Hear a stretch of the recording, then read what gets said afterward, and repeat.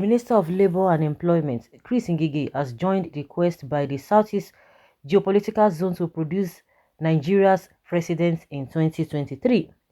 Ngige said all the agitations for Biafra and the wounds of civil war would be permanently healed if an Igbo person emerged as president in the 2023 election. The minister, who supported the rotation of presidency of South to South, stated this on Channels TV. If Nigerians of all shades of opinion in all the political parties agreed to send down the presidency in both parties to the Southeast, you would have buried the ghost of the civil war permanently. You would have buried all the separatist agitations permanently. You would have buried all the sins of oh no appointment, this, that, this and that permanently. Everything will begin to rest, the minister said. Ngige, however, said rotating the presidency to the south was a sensitive one considering the issues surrounding it. He added, why do I say so? I say so because we have a constitution of Nigeria which does not have the issue of zoning and rotation entrenched in it. But that same constitution in section 14 talks about federal character and that in any establishment of government there must be semblance of everybody participating so that there would not be any perception of monopoly of functions of the office there or the powers there by any section of the country. So that area of the constitution, if you extrapolate it, it is talking about rotation. If you extrapolate it, it is talking about zoning. States to be represented in government or any government institution. That is why some political parties like the People's Democratic Party now have zoning and rotation in their own party. In the APC, we don't have rotation entrenched there, but by mutual agreement, we are doing zoning. We zone the offices in the party. That is why whenever you have the chairman coming from the north, the secretary will be south and vice versa. These are the two effective offices or power in any political party. He said, if you zone the presidency to southeast, that it will bury the agitations. The agitations will be buried.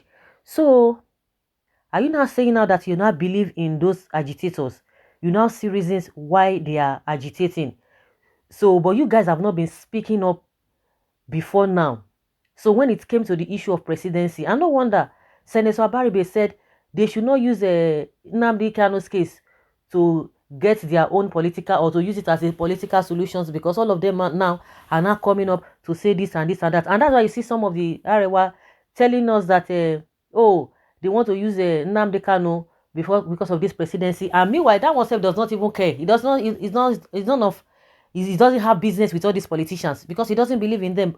But now they want to use it as a ploy, as a yardstick to get their own political gain. You can imagine Orji Zokalo, who has not been saying anything all this while. All of a sudden, boom, he was there in DSS custody just to see Nnamdi Kanu, somebody who you have not defended, you have not supported, you have not showed concern. Even since he was brought back to Nigeria, you have not even said anything concerning or made any statement. All of a sudden, that's why people are suspecting you. All of a sudden, even the lawyers are having difficulty in seeing him. They are not even allowing them to see him. It was a tug of war before they started allowing them to see him. All of a sudden, you that they don't even know you from nowhere, you went there. So now Ngige is telling us now that those agitators, they have a valid point, valid reasons, unlike the vice president who is saying that they should forget all those nonsense, that they don't have their reasons for agitation is so weak. You can imagine that.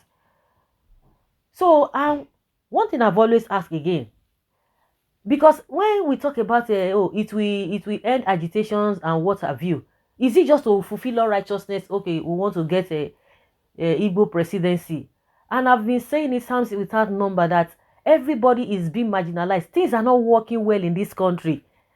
Even if you don't have people who are speaking on your behalf and you are the type too that you'll be saying, oh, Nnamdi Kanu own is too much. Igbo will send you message and you are complaining. What they are complaining is what you are facing every day. But I don't even understand the way people behave. So is it just to get the Igbo presidency? What about all the problems that we have on ground? If we don't deal with little things, bigger ones, once they come, it will just be like a normal thing. See what is happening now. Everybody is crying, especially the politicians and those who are always going to other countries for whatever reasons, because they believe that in those places things are working well. But for them to do the right thing in their own country, they cannot do it. They are not crying that UK is not allowing them. If they tell you, say make you sit down, say they don't want, say because of their own public health, you say you must go. Even if you look at it that other countries are not they are not even banning other countries, they are not doing anything to other countries, that why must they seclude you? Why must they pick you out? It is not your business. It is they can do whatever they want to do to any country. So it is not in your place to tell them to choose who and who they don't have to choose. If they say you should not come, good and fine. Now all of them are running tribalism, what do they call it? Racism, this and this, it's hatred. Why are they going there? Do you think because of what? Go sit down for your country now. Or didn't you people hear recently that this country, what is this name of this country? Morocco banned UK even before this Omicron whatever. They banned them about 1 month ago, going to 2 months now. They don't want any flight coming from the UK because they still believe that this coronavirus is ravaging there so rapidly. Did anybody hear anything? Nobody heard anything now. Why would they be crying that because what they won't go do for Morocco? Say if you know say make we don't come, we'll just stay now. We'll go that whatever we want to get in your place, we can get it elsewhere. Did we hear them crying? We now see all our politicians now, they are crying. You think they are crying because of the average Nigerian people? No, not because of that. So that is exactly what we are saying. You are telling, oh, Igbo presidency, Yoruba presidency, Hausa presidency. The ones that are there now, they cried for almost 12 years before they could get it. Now they got it. Now what are they doing? If we're not ready to tackle the problems that we have, because it's just all about, I'm hearing Igbo presidency, which is fine, but the real problems that we are faced with now, not just to fulfill all righteousness, that you have a few of you that will get a juicy positions, and that is it. Even when Buhari was telling Kano people, oh, I have fulfilled my promises, so I give you minister, 2 ministers or 3 ministers or whatever he said at that time, and I was just wondering, so is that all you're going to give to the people? Those ones are the ones that now be enjoying. A lot of people were really happy. Oh, Oshibajo will be the vice president. At the end of the day, it's been there. How is it affecting you or an ordinary Nigeria on the streets? It's the same story all the time. So this Igbo that. So you think if these people, if they give you the opportunity to go there now, are we still going to start from square one? Because it's going to be your turn and you can do anyhow. You do whatever you like. Now they'll be quoting law. Why is it that you have not been talking on behalf of the IPOP, the Biafran agitators, to tell government, look at what these guys are saying? So you know that there's something like federal character. When people are complaining about federal character, you tell you guys look the other way. Now election is coming now. Everybody wants to be relevant. Then who told you that the people who are agitating are even looking for presidency?